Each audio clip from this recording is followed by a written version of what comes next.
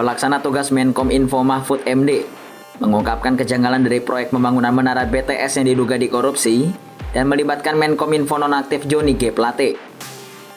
Mahfud mengatakan bahwa proyek itu sudah berjalan sejak tahun 2006, namun baru menemui masalah pada anggaran tahun 2020. Menko Polhukam itu juga mengungkapkan adanya temuan bahwa tidak ada pembangunan menara BTS yang sudah dianggarkan saat dana tersebut hendak dipertanggungjawabkan. Pihak yang mengerjakan proyek itu pun meminta perpanjangan waktu untuk membangun BTS hingga Maret 2022 dengan alasan pandemi COVID-19. Pada bulan Maret 2022, baru terdapat 1.110 menara BTS yang dilaporkan berdiri dari target 4.200 menara.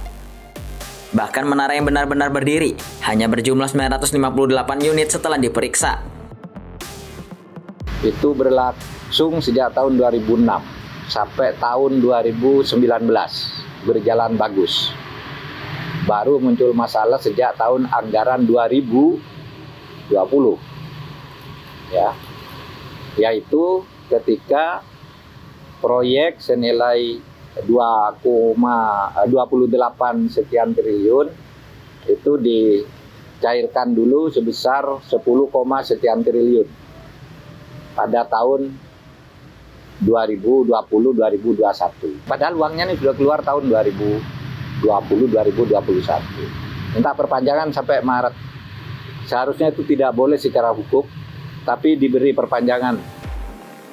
Dengan asumsi perhitungan konservatif, biaya yang dikeluarkan untuk membangun 958 menara itu hanya sekitar 2,1 triliun rupiah dari anggaran yang mencapai 10 triliun rupiah.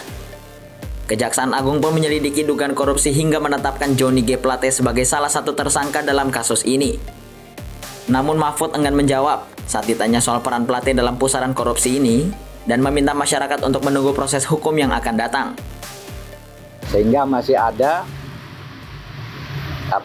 penyalahgunaan dana atau ketidakjelasan dana yang tidak dipertanggungjawabkan dan nanti harus dipertanggungjawabkan di pengadilan itu sebesar 8, sekian T.